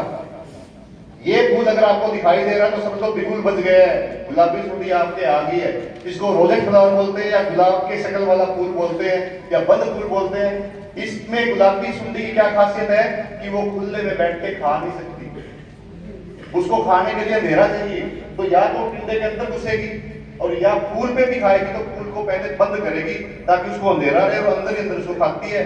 और खाने के बाद जैसे ही वो सुंडी से प्यूपा की अवस्था में आएगी तो वो प्यूपा हमेशा जमीन पे बनता है। गुलाबी सुंडी का प्यूपा कहां बनता है? जमीन में जो आपके पत्ते पड़े हैं उसके ऊपर बनता है। तो आपको इसके जीवन चक्र की पूरी जानकारी होनी जरूरी है। ये जो द्वार आपको निकासी द्वार दिखाई दे रहे हैं, ये गुलाबी सुंडी अंदर सारा अपना काम पूरा ताम झाम करके आपका सारे बीजों को खा के फिर बाहर निकली, तब बढ़ाया इसने मोरिया नदी पड़ी। अब कोई फायदा नहीं है। अब तो इस मोरियों पे क्या होगा कि यहाँ पे फंगस लगेगी, और आपका गोल रोट भी है जो टिड्डा गलन रोग है वो भी आ सकता है। तो हमेशा याद रहे कि अंडे से निकल के बाद सिर्फ 6 से 8 घंटे ही गुलाबी सुंडी बाहर रहती है। कितनी देर तक? 6 से 8 घंटे। यानी एक बार अंडे से सुंडी बन गई तो 6 से 8 घंटे में उसको या तो फूल के अंदर जाए घुस जाएगी, या टिंडे में घुस जाएगी। तो आप कैसे मारोगे उसको? किस तरीके से मारते हो? कीटनाशक कैसे मारता है उसको? 6 से 8। आप बिल्कुल रिमोट तो है नहीं कि आप तैयार ही खड़े हो कि अब इसका बच्चा निकलेगा अंडे से और मैं फुहारा लेके आ रहा हूं। ऐसा तो नहीं हो सकता ना। आपको पूरा सिस्टम, क्योंकि ये समझ जो जरूरी थी। तो क्या होता है दोस्तों, जब आप छिड़काव करते हो, तो जब भी कोई कीटनाशक का छिड़काव आप करते हो तो हर दवाई की एक परसिस्टेंस होती है, उसकी छिड़काव की जो सरफेस है उसके ऊपर रुकने की एक क्षमता होती है। तो कई दवाई 5 दिन तक रुकती है, कई 6 दिन तक रुकती है, कई 7 दिन तक रुकती है। तो जैसे यहाँ पे वो दवाई का सफर हुआ है, वो यहाँ पे खाना शुरू करेगी, तो या तो चल के आएगी तो पहले उसकी पैरों के नीचे से जहर अंदर एंट्री करेगा, या तो पहले ही मर जाएगी, या फिर जब यहाँ एंटर करने के लिए इसको खाएगी तो भी मर जाएगी। पर एक बार अंदर चलेगी तो उसके बाद कुछ नहीं होना। कोई भी क्लेम करे वो सब झूठे क्लेम है, सारे क्लेम नकली है।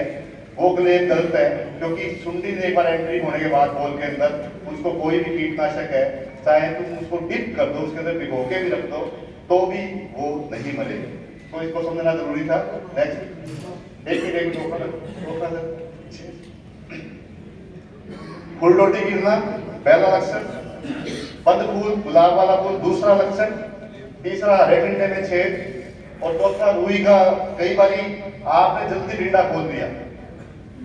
और शुरुआती दौर में सुंडी का रंग था क्रीम कलर का, वही रुई का रंग था, आपको दिखेगा नहीं, पर अगर रुई बदरंगी होगी थोड़ी बहुत डिस्कलर्ड हो रही है तो वो भी उसका अटैक है। और टिंडो माता, धुरा खिलना, या फिर फिरोमोन ट्रैप के अंदर जो पतंगे, नर पतंगे आना। फिरोमोन ट्रैप के अंदर जो कैप्सूल है उसके अंदर क्या है, मादा की खुशबू है। उसके कैप्सूल के अंदर इतनी मादा है जो एक असली मादा छोड़ती है उससे 4 गुना ज्यादा मादा की खुशबू है।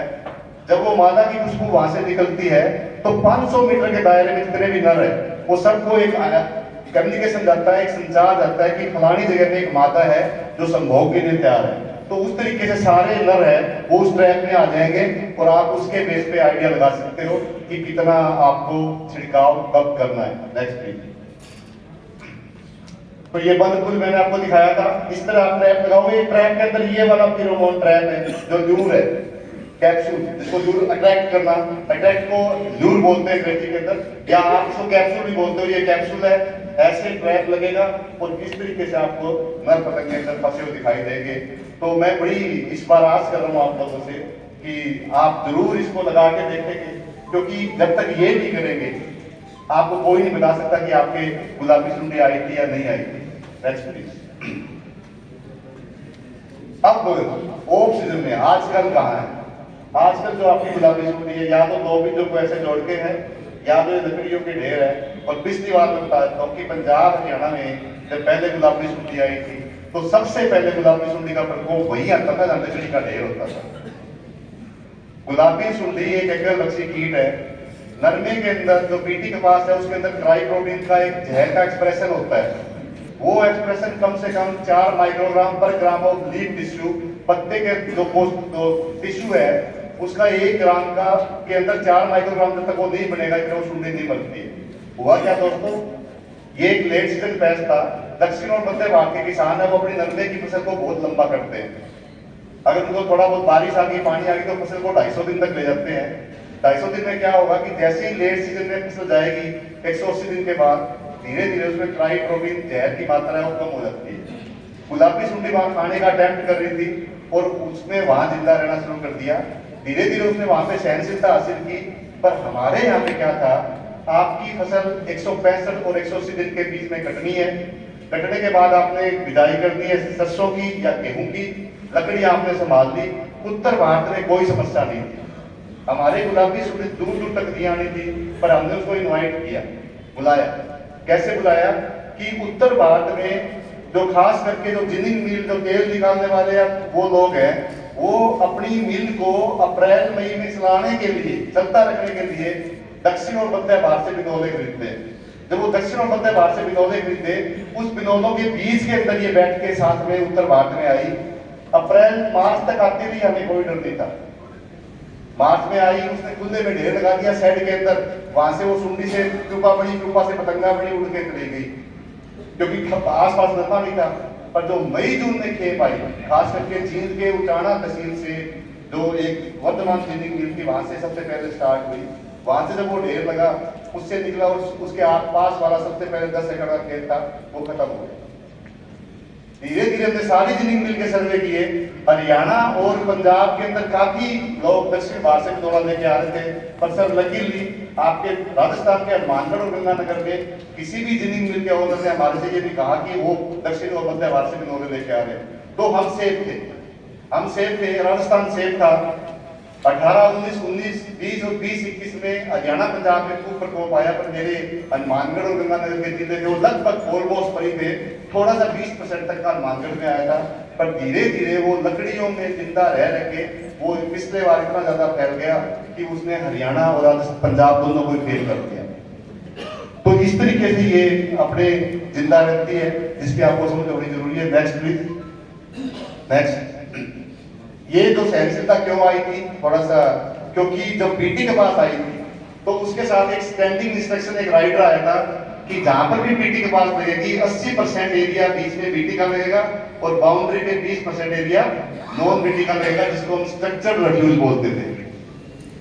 उसमें क्या समस्या आई कि जो 120 ग्राम बीज 450 के साथ आया था जो 20% एरिया के लिए, वो हाइब्रिड कुछ और तरह का था और किसानों को उसके लिए अलग से मत्था बच्ची करनी, उसकी बिजाई अलग से करनी, सारा कुछ करना उनको पसंद नहीं आया। उसकी एडॉप्शन कम थी रेफ्यूजिया की। पर रेफ्यूजिया हमारे बीटी के गुण को लंबे टाइम तक चलाने का सबसे एक अच्छा तरीका था। कैसा था? क्यों था कि अगर आपकी मेन फसल है 20 में 80%, उसके अंदर बाई चांस कोई एक सुंडी जिंदा रह के पतंगा बन जाती है और आपने बाउंड्री के ऊपर नॉन बीटी लगाया हुआ है, तो अगर अंदर एक पतंगा बनेगा तो बाउंड्री पे कितने बनेंगे? कम से कम 4। तो चांस क्या रहेगा कि एक बीटी वाला पतंगा है वो नॉन बीटी वाली मादा या नॉन बीटी वाला नर है वो बीटी वाली मादा के साथ संभोग करेगा और उसके बच्चे हमेशा आगे बीटी से मरेंगे, जिसको हम हेटेरोजाइगोट बोलते हैं, वो मरेंगे। पर अगर बीटी से ही बड़ी मादा और बीटी से बड़ा ही नर आपस में मिलकर बच्चे पैदा करेंगे तो वो बच्चे आगे बीटी से नहीं मरेंगे। तो जो रेफ्यूजिया ना लगाना हमारा सबसे बड़ी गलती थी किसानों की, चाहे वो उत्तर भारत के थे, दक्षिण के थे और मध्य भारत के थे। सर मैं पूरे इंडिया का इंचार्ज हूँ कॉटन का, खास करके एंटोलॉजी का। 11 के 11 स्टेट्स में मुझे जाने का मौका मिलता है। मैं सभी जगह पे कपास का जो सिस्टम है उसको देखता हूँ, कहाँ किस तरह का सिस्टम है, क्या अडॉप्शन है। आपको पता ही है कि पिछले सालों से पिछले साल दक्षिण और मध्य भारत में काफी कम जो गुलाबी सुंडी का प्रकोप हुआ है। वहां कोई नया चीज नहीं आया, नया बीटी नहीं आया, वहां एक तो लकड़ियां रखने का सिस्टम नहीं है और वो जो फसल को एक्सटेंड करते थे 180 दिन के बाद, वो सरकार ने बिल्कुल रोक दिया। तो वहां जो कैरी ओवर, जो एक सीजन से दूसरी सीजन में जो कीट जा रहा था, उसके अंदर काफी बड़ा कट लगा और वहां पीछे प्रकोप कम था। पर हमारे क्योंकि थोड़ा सा लकड़ियां रखने का स्टाइल, कई गांवों में सब स्टाइल ऐसा है कि सिर्फ आप गांव की सड़क से अंदर घुस सकते हैं, चारों ओर लकड़ियां इतनी लगी हुई है। जो कुछ हमारे गांव ऐसे हैं तो वहां पे बहुत, और सबसे पहले कहते जी गांव के आसपास ज्यादा अटैक आया है क्योंकि वो लकड़ियों का ढेर वही है। यहाँ आजकल हर गांव तक पे छोटे छोटे स्पेलर लग रहे हैं जहां से आप खल से जो तेल, बिनौले से खल और तेल निकालते हैं। दक्षिण भारत के बिनौले की खल सर इनको अच्छी लगती है क्योंकि उसका रंग पीला होता है। पीला रंग अच्छा होने से ये ज्यादा खरीदते हैं और जब फार्मर्स को ज्यादा खरीदते हैं तो वो जिन्नर भी सोचता है कि मैं वो लाके, उसमें तेल की मात्रा भी कंपैरेटिवली उत्तर भारत से ज्यादा है। इस करके भी था, पर हमें ये सारे फैक्टर्स पे काम करना पड़ेगा, तब आप इसको रोक सकते हो। Next please. ये मित्र कीटों की तो ज्यादा बात नहीं करूंगा क्योंकि आगे बताऊंगा कैसे बचाना है इनको। नेक्स्ट, ये नेक्स्ट, ये रोक दो। अब ये मैं आपको बिजाई से लेके कटाई तक हमें क्या क्या करना है उसके बारे में बात करेंगे, क्योंकि अब ज्यादा लंबा समय नहीं लूंगा। अब बिजाई की तैयारियां शुरू करनी है हमारी। तो सबसे पहले आपको कौन सा हाइब्रिड लगाना है, हाइब्रिड की आपको इंफॉर्मेशन आ जाएगी क्योंकि लगभग जो सारी मीटिंग्स हाइब्रिड के लिए होनी है वो हो गई है और सरकार पद्धर से जो आपको जो मान्यता है, जो अनुमोदित हाइब्रिड है, उसकी लिस्ट जल्दी आपके पास आ जाएगी। पर उससे पहले किसान वीरों, एक फार्मर से फार्मर पब्लिसिटी भी होती है। आपको पता है कि आपके गांव में किस हाइब्रिड ने अच्छी पैदावार दी है, जो आपको ज्यादा पता है। हर जगह पे, हर मिट्टी पे हम लोग एक्सपेरिमेंट नहीं लगा सकते। हालांकि हम 6 जगह पे एक्सपेरिमेंट लगाते हैं, हिसार, सिरसा, फरीदकोट, बठिंडा, बोर और गंगानगर। 6 लोकेशन पे सारे के सारे जो प्रोमिनेंट हाइब्रिड है उसको हम इवेलुएट करते हैं, टेस्ट करते हैं। उसमें जो अच्छा हाइब्रिड होता है, जिसपे पैदावार भी ज्यादा आई, पत्ता नोड बीमारी का प्रकोप भी कम हुआ, उन हाइब्रिड को हम अनुमोदित करते हैं आप लोगों के लिए। पर वो हाइब्रिड कोई जरूरी नहीं है कि हर मिट्टी या हर पानी के लिए अच्छे हो, तो वो थोड़ा सा आपको अपने गांव के सिस्टम के हिसाब से जानकारी देनी है। तो सबसे पहले बीज की तैयारियां शुरू करनी है, क्योंकि जो प्रवृत्ति हमारी है कि खेत में पानी लग गया, उधर से बदतर आ गया, आप मोटरसाइकिल लेके खेत में बाहर शहर में जा रहे कि चलो बीज लेके आते हैं, नहीं। बीज की तैयारी पहले करनी है, बीज की तैयारी करनी है फरवरी मार्च से। अभी से ही जो अगर आपने बिनोड़े रखे हैं और आपको बीज बनाना है तो उसको एसिड ड्रिलिंग करो, अमल से साफ करो, धो के फर्श पे फैला दो, उस पर तेज धूप पड़ेगी तो उसके अंदर कोई भी गुलाबी सुंडी है वो उसमें नष्ट हो जाएगी। पर आजकल आप सभी लगभग बीटी का बीज बीजते हो तो उसमें आपको कुछ करने की जरूरत है, वो नहीं है। नेक्स्ट,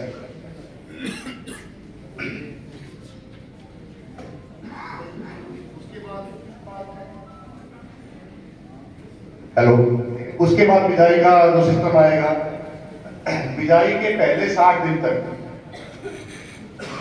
खेत में पौधों की संख्या दुरुस्त रखनी है। वो आपने को पता ही है कि पिछली बार थोड़ा सा हमारा एक्सपीरियंस बैड रहा कि जिन खेतों में संघनी बिजाई थी, ज्यादा पौधे थे या ज्यादा हाइट थी, वहां वास्तव में गुलाबी सुंडी ज्यादा अट्रैक्ट हुई, उसने अंडे दिए और एक वहां स्प्रे कवरेज भी पूरा नहीं हुआ।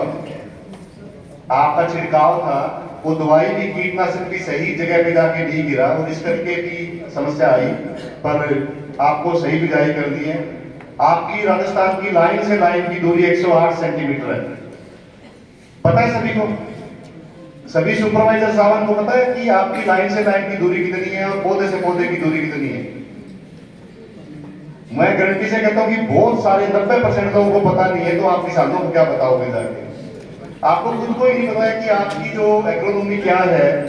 अभी डॉक्टर साहब आपको बता भी रहे थे, शर्मा जी ने बड़ा डिटेल में बताया था कि आपको लाइन से लाइन की दूरी या पौधे से पौधे की दूरी कितनी रखनी है। अगर आप लाइन से लाइन की दूरी 2.25 फुट रखते हैं तो पौधे से पौधे की दूरी 90 सेंटीमीटर हो जाती है। आपके दोनों ज्योमेट्रीज आपके यहाँ रिकमेंडेड है और वो डॉक्टर साहब ने आपको डिटेल में बताई थी, और मुझे गारंटी है किसी ने नोट ही नहीं की। जब आप लोगों ने नोट नहीं की तो आप आगे किसानों को कैसे बताओगे?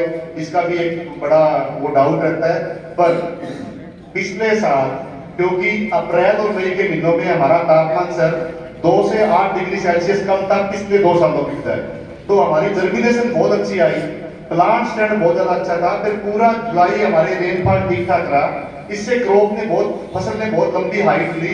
उस लंबी हाइट होने से जो कीट पिंक बॉलवर्म था, गुलाबी सुंडी, वो अगेटिव बिजाई पे जिंदा था, वहां से आके उसने अगले अंडे देने स्टार्ट किए और उसके पेट में अपना जल्दी आए।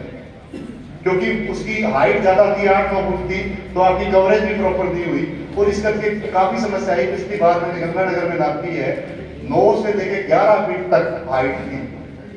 5.5 फुट के बाद नरमे की हाइट का कोई मायना नहीं है। 6 फुट के बाद नरमे की हाइट है, वो पेड़ है, उस पर कोई फर्क नहीं मिलना आपको। प्लीज हाइट देख के खुश होना बंद करो, ज्यादा हाइट के फायदे नहीं है। तो ये बिजाई के समय आपको क्या करना है? डॉक्टर साहब मैं लास्ट में आपके सारे क्वेश्चन दूंगा, प्लीज मैं यहीं पे हूँ, आप 1 मिनट नोट कर दीजिए। उसके बाद जो सुंडियों के लिए जो आपको क्या करना है कि अगर आपके पास कोई भी घर में आपने बिनौले, अपना पशु रखते हैं, बिनौले भी रखते हैं या रुई भी रखते हैं, कपास भी रखते रहते हैं बहुत सारे किसान, क्योंकि रेट का इंतजार कर रहे हैं, तो कृपया करके जिन कमरों में आपने इस तरह की रुई, कपास वगैरह रखी हुई है, या तो वो बंद क्लोज गोडाउन बंद कमरे में हो, ताकि उसमें से पतंगे बन के बाहर ना निकले। हो सके तो उसको एल्यूमिनियम फास्फाइड से आप धूमित भी कर सकते हैं, पर एल्यूमिनियम फास्फाइड से धूमित करने के लिए आपको बहुत ज्यादा सावधानी रखनी जरूरी है, क्योंकि ये एक जहर है। ये हवा में रिलीज हो गया तो आपको समस्या हो सकती है। अगर आपका कमरा एयर टाइट है, बिल्कुल बंद है, आपके दरवाजे पे मिट्टी लगा के बंद कर सकते हो 10 दरवाजों को, तो ही धूमित करना है। नहीं तो कोशिश करो कि उसमें से पतंगे निकल के बाहर ना जाए, उसको बंद रखो। नेक्स्ट, पहले 60 दिन तक आपको, जैसे मैंने बताया कि पहले सबसे पहले 40 से 50 येलो स्टिकी ट्रैप, पीले चिपचिपे कार्ड, सुना है किसी ने नाम येलो स्टिकी ट्रैप का नाम? महकमे के लोगों ने सुनाई है, मैं तो किसानों से पूछ रहा हूँ। दोस्तों आपके लिए खेती बाड़ी महकमे ने इतनी चीजें, ये इतने पंपलेट्स इन्होंने बनाए हुए हैं, इतने सालों से लोग काम कर रहे हैं। और गुलाब जो व्हाइट फ्लाई का जो पहला अटैक आया था, उसमें बहुत सारे डॉक्टर बेनीवाल ने डेमोस्ट्रेट भी करके दिखाए, किसानों के खेतों में भी लगे हुए थे, मैं साथ भी गया था इनके। तो येलो स्टिकी ट्रैप 40 से 50 कम कीमत वाले, आजकल बहुत सस्ते सस्ते आने लगे प्लास्टिक के, जिसपे सिंपल ग्रीस लगा के आप लगा दोगे तो वो आपके 2 काम करेंगे। एक तो बताएंगे कि व्हाइट फ्लाई आ गई है, दूसरा जो व्हाइट फ्लाई उसमें चिपक गई है वो मर भी गई, क्योंकि वो अंडे दे सकती। तो आपके 2 फायदे हो गए, एक तो वो लगाना है, दूसरा आप इसी में ही फेरोमोन ट्रैप 2 पट्टी एक बिजाई के 40-45 दिन के बाद लगा दोगे, ताकि आपको गुलाबी सुंडी का पता लगता रहे। और अगर आपका कोई भी रसचूसक कीट, कोई भी रसचूसक कीट, चाहे वो चूरडा है, चाहे हरा तेला है या सफेद मच्छर है, अगर वो आपको आर्थिक आधार से ऊपर दिख रहा है, यानी उसके लक्षण ज्यादा दिखाई दे रहे हैं, तो पहले 60 दिन में आपको सिर्फ नीम आधारित कीटनाशक की छिड़काव करने हैं। नीम आधारित कीटनाशक का मतलब बाजार में मिलने वाली, चाहे वो 300 ppm वाली दवाई है या 1500 ppm की है या 3000 ppm की है या 10,000 ppm की है, आपको नीम आधारित कीटनाशक के प्रयोग करते हैं। क्योंकि नीम आधारित कीटनाशक है वो लगभग सभी रसचूसक कीट और सुंडियों के लिए ऐसा वातावरण तैयार करते हैं कि वो वहां पर जाके खा नहीं सकती, खाएगी तो बैठ कैसे दे सकती, यानी उनको पसंद नहीं आती जगह। वो 100% नहीं मारेंगे, 80% नहीं मारेंगे, पर एक सिस्टम ऐसा बनाते हैं। तो आपको नीम आधारित कीटनाशक करना है। और अगर कोई किसान थोड़ी सी हिम्मत करता है नीम ऑयल छिड़काव करने की, जो बंसारी के पास मिलता है नीम ऑयल, 1 लीटर नीम ऑयल हम प्रति एकड़ कहते हैं तो आपके 625 की तरह जो भी है इतना हो जाएगा 700 जो है, उसमें हर 1 लीटर पानी में 1 ग्राम कपड़े धोने वाला सर्फ मिला दो ताकि नीम का तेल फैल जाए। नहीं तो नीम का तेल है ना, तेल की टेंडेंसी है इकट्ठा होने की, जब पत्ते पे गिरेगा तो इकट्ठा होएगा। पर अगर आपने उसमें 1 ग्राम सर्फ मिला दिया कपड़े धोने वाला 1 लीटर पानी के पीछे, सपोज करो आपने 650 लीटर नीम का तेल है और उसमें आपने 100 लीटर पानी लगाना है या 150 लीटर पानी लगाना है, तो उसमें 150 ग्राम ही कपड़े धोने वाला सर्फ मिला के घोल बनाओ और फिर नीम के तेल का छिड़काव करो, उसका कोई मुकाबला नहीं है। क्यों नहीं है? क्योंकि नीम के तेल में जो बाजार वाली दवाइयां हैं उसमें अकेला अल्टीरेक्टिन एक ही है, सिर्फ एक अल्टीरेक्टिन है जो काम कर रहा है। पर नीम के तेल में बहुत सारे जो है ट्राइटरपीनोइड अल्कलॉइड है जो कीटनाशकों की तरह काम कर रहे हैं। इस करके नीम का तेल ज्यादा फायदेमंद है, जो आपको आमतौर पे आजकल तो एमपी से, जो गुजरात से, बहुत जगह से आजकल नीम का तेल हमारे जो पूरे राजस्थान में, पूरे हरियाणा पंजाब में मिलता है। सिर्फ आपको ढूंढने की जरूरत है, आपको वो प्रयोग करना है। सुंडियों के लिए भी आपको यही प्रयोग करना है। पर जो देसी कपास के लिए मैंने अलग से लाइन लिखी है, देसी कपास में चित्तीदार सुंडी के नियंत्रण के लिए साइपरमेथ्रिन 25 सीसी, डेल्टामेथ्रिन, ये मैंने 1 हेक्टेयर की डोज लिखी है 4 बीघे की। ये जो डोज है, मात्रा है, ये आप, मुझे लग नहीं रहा कोई नोट कर रहा है, अगर नोट कर रहे हो तो ये 4 बीघे की है, तो ये 4 से डिवाइड करके आप प्रति एकड़ यूज कर सकते हैं। अगर आपका प्रयोग इसका करोगे तो डेफिनेटली आप चित्तीदार सुंडी से देसी कपास को बचा सकते हो। नेक्स्ट 60 से 90 दिन के बीच में आपके पास, मैं थोड़ा सा इस पे टाइम दूंगा सबसे पहले, क्योंकि ये एक बड़ी इंपॉर्टेंट टाइम है 60 से 90 दिन का। और इस टाइम में आपने क्या देखा होगा कि आपको एक ही पत्ते के ऊपर आपको हरा तिल्ला और सफेद मच्छर दिखाई देंगे या सफेद मच्छर और जू दिखाई देंगे, टुरडा। जब आप दुकानदार के पास जाओगे तो दोनों की अलग अलग दवाई बताएगा कि इसमें ये मिला दे, लिक्विड अटारा मिला दे, पौधों में वो मिला दे, क्योंकि वो थोड़ा मिश्रण की तरफ ज्यादा जाते हैं। पर मैं आपको बता देता हूँ कि सफेद मक्खी के लिए डाइफेंथाइरोन, एपिडोपाइरोपेन और डाइटोपिरोन और प्रोलिकामिड, ये 4 कीटनाशक है सफेद मक्खी के लिए। पर अगर आप इनका प्रयोग करते हो तो डाइफेंथाइरोन है, ये सफेद मक्खी के साथ साथ जू को भी मारती है, सुरडे को मारती है। एपिडोपाइरोपेन जो सकीना है वो सफेद मक्खी भी मारती है, हरे तिल्ले को भी मारती है और जू को भी मारती है। डाइटोपिरोन है जो आपकी जो ओसिन नाम वगैरह से आती है, वो सफेद मक्खी और हरे तिल्ले दोनों को मारती है। और जो क्लोनिकामिड है, फूल आता है, वो भी सफेद मक्खी और हरे तिल्ले को दोनों को मारती है। तो लिक्विड अटारा मिलाने की जरूरत कहाँ है? घी है क्या वो? सारे भाग भाग के उसको मिलाते हो। मैं गारंटी से कहता हूं कि ये अकेला ही उतना ही कंट्रोल करेगा। फिर क्यों मिला रहे हो? और उसको मिलने के बाद क्या बना पता आपको? आप कई बार इंसेक्टिसाइड के अंदर फंजीसाइड, फफूंदीनाशक के साथ आप उसके अंदर मिला दिया कोई और प्लांट ग्रोथ रेगुलेटर पीजीआर मिला दिया और साथ में कुछ खुराकी पोषक तत्व भी मिला दिए। वो इतनी चीजें इकट्ठी मिला दी, आपकी मजबूरी है, आपने पंप किराए पे लिया है, गर्मी पड़ रही है, एक ही दिन में खा बढ़ना है ना? तो 4 चीजें मिलके क्या बड़ी, पता लगा कुछ? एक एग्जांपल दूं छोटा सा, आपकी रोटी खेत में एक ही टिफिन में आ जाए, उसी में दही, उसी में सब्जी, उसी में रोटी, उसमें अचार, उसमें मिर्च, सारा कुछ एक ही डिब्बे में डाल के आपको भेज दे, तो क्या बन के जाएगा? आप घर आए कहोगे आज ना तो खिचड़ी मिली ना सब्जी, क्या खाई जो तूने भेजा है। सेम स्टोरी वो है, जब आप इतनी चीजें इकट्ठा मिलाते हो तो वो कंपाउंड बनता है। जो इतनी चीजें मिलने के बाद वो क्या एंड प्रोडक्ट बना, वो एक दवाई का फायदा नहीं कर रहा। आपने 4 फायदों में देखा था ना। कई बारी दवाइयां आपस में कंपैटिबल नहीं होती, एक दूसरे का सहारा नहीं बनती है। कई बार वो एक दूसरे की टांग खींचती होती है, एंटागोनिस्टिक सिस्टम होता है उसका। तो इस करके बहुत सोचने की जरूरत है आपको। मुझे पता है सीजन बड़ा खतरनाक होता है उस टाइम, जुलाई अगस्त में तापमान 45 डिग्री है, आपने पंप किराए में लिया है, पाइप खींचने वाला एक पैसे मांग रहा है आपसे, पर जो काम कर रहे हो उसका फायदा क्यों नहीं हो रहा ना? तो ये आपको सोचना है। ऐसे ही सफेद मक्खी के बच्चों के लिए दवाइयां जो मैंने आपको अलग बताई थी वो आप नोट कर सकते हो, पाइरिप्रॉक्सीफेन, बुप्रोफेन और स्पाइरोमेसिफेन, ये बच्चों की दवाइयां हैं। ये दवाइयां छिड़काव करोगे तो आपको पता होना चाहिए कि आपके किस चीज का प्रकोप है। उसके बाद रस्ट से कीटों के मिश्रित जो प्रकोप है उसके लिए दवाइयां मैंने अलग से लिखी है। अगर जूम और सफेद मच्छर का अटैक है तो आपको डाइमेथायूरोन, स्पिंटोर एंड डेलीगेट, प्रोफेनोफोस, इनका प्रयोग करना। और इसमें भी फायदा क्या है कि स्पिंटोरम और प्रोफेनोफोस और एक कोई इमामेक्टिन बेंजोइट है, ये 3 दवाइयां ऐसी है जो जू को भी मारेगी, सफेद पत्ती को भी मारेगी और साथ में गुलाबी सुंडी को भी मारेगी।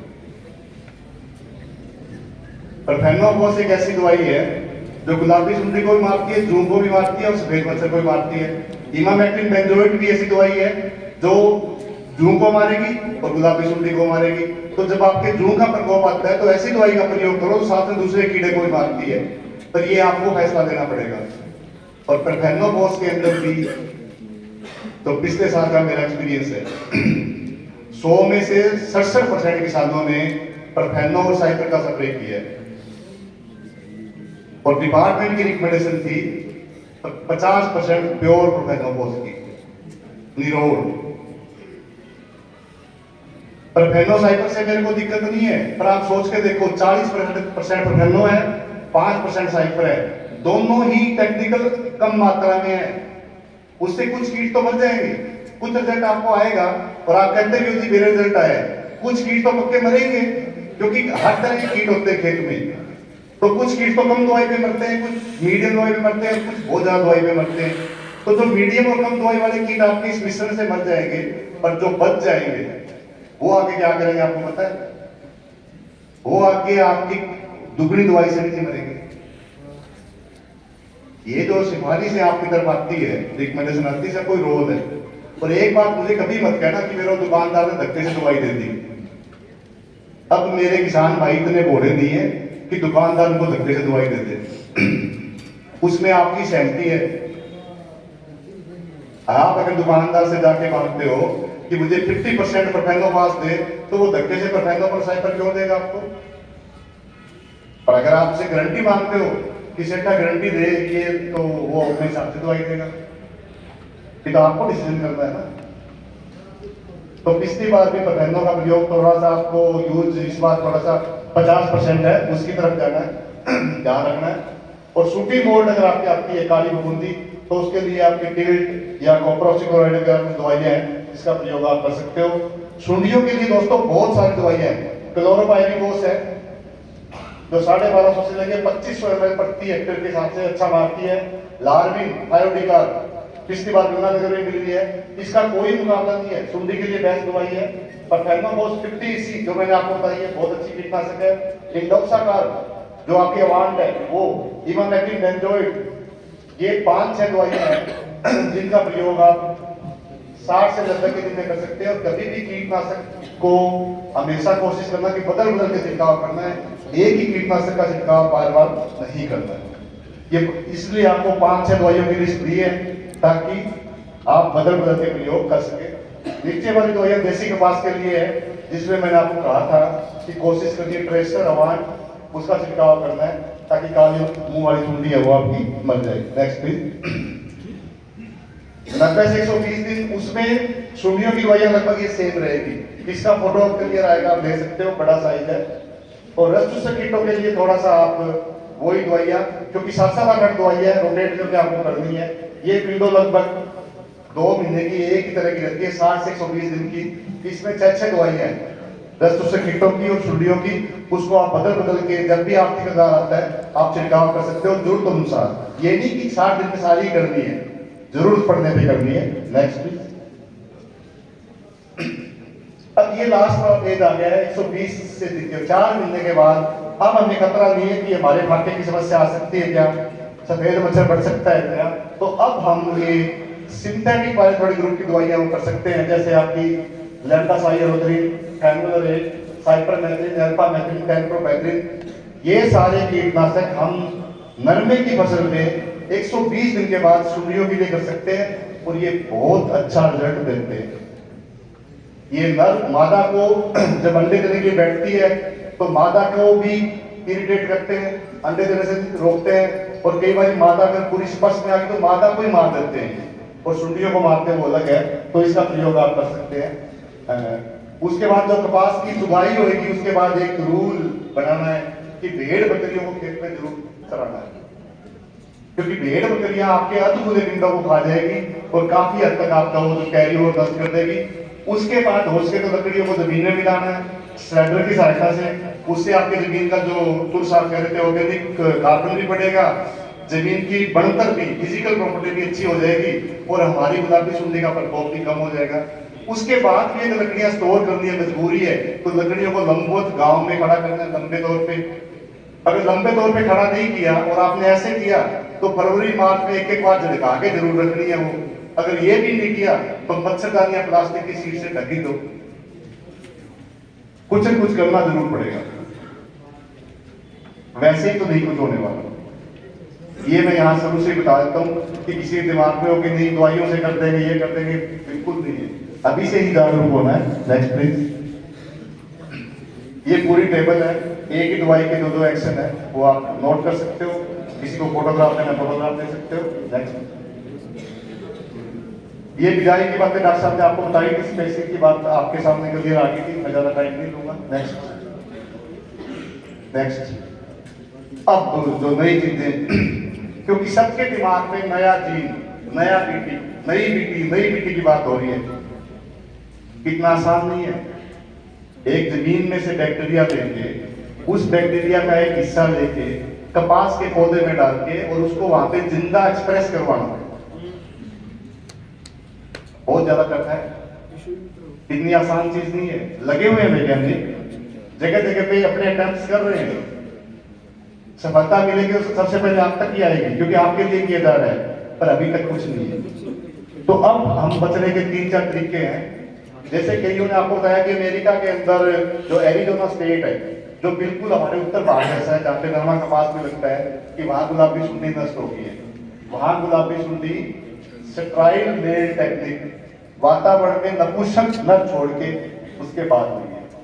उन्होंने प्रयोगशाला में नर पाले बहुत ज्यादा, उन नर को गामा रेडिएशन से उन्होंने खसी बनाया, स्ट्राइल कर दिया, नपुंसक बनाया और उनको वातावरण में छोड़ दिया। जब वातावरण में मादाओं के साथ उन्होंने संभोग किया तो जो आगे बच्चे आए, उन बच्चों से आगे अंडे बने, पर अंडों से बच्चे नहीं निकले और इस तरीके से धीरे धीरे उसके अंदर सिस्टम के अंदर जो सुंडियों का प्रकोप है वो कम हो गया। इसको मेल स्ट्राइल टेक्निक बोलते हैं। पर वहां पर वो आसान है क्योंकि खेत का साइज वहां 10,000 हेक्टेयर का है, एक फार्मर का साइज 10,000 5,000 हेक्टेयर का है और वहां रियल करना आसान है। हमारे तो 2-2 हेक्टेयर के खेत है, इसलिए हमारे प्रैक्टिकली थोड़ा सा पॉसिबल नहीं है। पर वहां कोई डीटी जीन ने काम नहीं किया, इस टेक्निक ने काम किया। एक टेक्निक आजकल आ रही है जो बहुत ज्यादा फिरोमोन ट्रैप लगा के खेत के अंदर, फिरोमोन मास ट्रैप लगा के, और बहुत सारे नर पतंगों को अगर आप पकड़ लेते हो तो जो नर पतंगे फंस गए वो मर गए और वो फीमेल के साथ, जो मादा के साथ संभोग नहीं करेंगे और अंडे बच्चे नहीं आएंगे। वो तरीका है। और तीसरा है, नेक्स्ट प्लीज। तीसरा तरीका है personal vegan, mating destruction technique.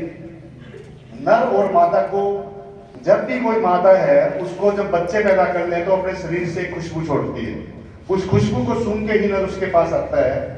अगर हम उस खुशबू के साथ ही कंफ्यूजन क्रिएट कर दें, अगर नर मादा को ढूंढ ही ना पाए तो उस टेक्निक पे काम हो रहा है। तो उस पे 2 टेक्निक चल रही है, एक क्रैमिट के नाम से, एक नेटको की जो एटीडीसी कंपनी की है उनकी चल रही है। इसमें क्या है दोस्तों, जो कैप्सूल के अंदर मादा की खुशबू थी, जो फिरोमोन ट्रैप के कैप्सूल में मादा की खुशबू थी, वो खुशबू कंपनियों ने एक ट्यूब में डाल दी है, जेल की फॉर्म में, पेस्ट की फॉर्म में, समझ गए, पेस्ट की फॉर्म में डाल दी। जब इस पेस्ट को आप 1 एकड़ में 400 जगह पे लगा देते हो, वैसे ऊपर से 5वें पत्ते के एंगल पे, कोण पे 5वें पत्ता गिन के, और इस कोण पे अगर 400 जगह पे लगाओगे तो 400 जगह से मादा की खुशबू निकलेगी। क्या होगा, नर कंफ्यूज हो जाएगा कि असली मादा कहां पे बैठी। ये टेक्निक पंजाब खेती बाड़ी यूनिवर्सिटी ने अनुमोदित कर दी है, वहां रिकमेंड हो चुकी है, वहां फार्मर पिछले साल यूज की, इस बार यूज करेंगे। हरियाणा, पंजाब में हमने, राजस्थान में हमने लिमिटेड ट्रायल किए थे, केवी के संगरिया में भी हमने ट्रायल करवाया था, कुछ किसानों ने भी किए थे। पर इसका एक रूल है कि 25 एकड़ यानी 10 हेक्टेयर में लगभग एक ही एज और एक स्टेज का नरमा चाहिए इसको, जिसपे फुल डोडियां स्टार्ट ना हुई हो, एक जैसा खेत हो, तो उसमें अगर आप लगाओगे तो ये ज्यादा अच्छा कार्य करेगी। हालांकि कंपनियां इस फार्म साइज को छोटा करने की कोशिश कर रही है, ये हेक्टेयर 2 हेक्टेयर पे आ जाए, पर अभी तक भी इसमें लिमिटेशन है। पर अगर आपने इसको अच्छे से अप्लाई किया और अच्छा खेत है तो डेफिनेटली इसके रिजल्ट आ रहे हैं। ये सीजन में 4 बार लगती है, एक बार 30-35 दिन पे, फिर 60-65 पे, फिर 90-95 पे, तो फिर 20-125 पे 4 बार लगेगी। आप इसको 4 बार अप्लाई करोगे तो ये मेल नर और मादा को कंफ्यूज करती रहेगी, और अगर वो कंफ्यूज होंगे तो आपस में मिलाप नहीं करेंगे, और मिलाप नहीं करेंगे तो अंडे बच्चे नहीं आएंगे, तो आप बच्चे रहोगे। एक तो ये टेक्निक है। नेक्स्ट, इसी टेक्निक का सारा है। नेक्स्ट आपके एक दूसरा टीपी नोट, एक बंधन वाली टेक्निक आई है। जो ये प्लास्टिक की ट्यूब दिख रही है आपको, प्लास्टिक की ट्यूब, इस ट्यूब के अंदर भी मादा की खुशबू भरी हुई है, और इसकी जो कंसंट्रेशन है वो जो कैप्सूल है उससे बहुत ज्यादा है। इवन जो मादा छोड़ती है उससे भी 4 गुना ज्यादा इसके अंदर भरा हुआ है। और अगर आप एक बार इसको 30-35 दिन के बाद बिस्तर में बांध देते हो तो इसमें से धीरे धीरे मादा की खुशबू निकलेगी। और ये 160 जगह में बनती है 1 एकड़ में। वो कितनी जगह में बनती थी पिछले वाली? 400 जगह पे। ये 160 जगह में बनती है, पर कंडीशन वही है कि आपको एक पूरा बड़ा खेत, कम से कम 10 हेक्टेयर का खेत, जिसके बिजाई लगभग 5-7 दिन में बिजाई हुई हो, तो नरमी की ये जो स्टेज है लगभग एक जैसी हो, वहां पे इसका फायदा ज्यादा होता है। अगर छोटे छोटे किसान अलग अलग लगाते हैं तो अभी भी इसके बारे में थोड़ी क्लैरिटी है वो कम है। तो ये दोनों टेक्निक काम कर रही है। नेक्स्ट, तो जो मेल सप्लाई टेक्निक के बारे में मैंने बताया था, जो अमेरिका के लोग कर रहे हैं वो इस तरीके से करते हैं। वो नपुंसक नर छोड़ते हैं, और वो नपुंसक नर जंगली मादा जो खेत वाली मादा से मिलाप करते हैं, और आगे जो अंडे बच्चे आते हैं वो सारे स्ट्राइल होते हैं, इसलिए उसका प्रकोप वो कम हो जाता है। नेक्स्ट, ये टेक्निक नहीं चल रही आजकल, कोशिश कर रहे हैं। जो हमारा Indian institute of chemical technology एक CSIR का इंस्टीट्यूट है, वो सस्ते फिरोमोन ट्रैप बना रहा है। अगर वो सस्ते फिरोमोन ट्रैप वो सस्ते हो 15-20 रुपए के, और खेत में आप 100-150 लगा दो, तो वो भी बहुत सारे नर को ट्रैप कर देंगे, फंसा लेंगे, और बहुत सारे नर बढ़ जाएंगे, तो मादा के साथ मिलाप नहीं करेंगे। तो इस टेक्निक पे भी काम हो रहा है। नेक्स्ट, ये हमने एक पोस्टर बनाया है कि कपास की फसल में सुंडियों के प्रकोप को कम करने के लिए क्या करें और क्या ना करें, डूज एंड डोंट डूज, जो हमने मिलीबग के लिए बनाया था, ये नरमे कपास के लिए बनाया। और मैं बराला जी से रिक्वेस्ट करूँ कि हर गांव, हर पंचायत पद्धर पे इसको फ्लैक्स बैनर बनवा के अगर हम लगवाएंगे तो किसानों में बहुत जागरूकता आएगी कि कैसे हम गुलाबी सुंडी का कैरी ओवर है वो नेक्स्ट सीजन में कम कर सकते हैं। Next please. तो धन्यवाद दोस्तों, ये मोटी मोटी बातें मेरे को आपको बतानी थी। इसके अलावा किसी का सवाल, शंका या शक है तो मेरे से पूछ सकते हैं। शुक्रिया।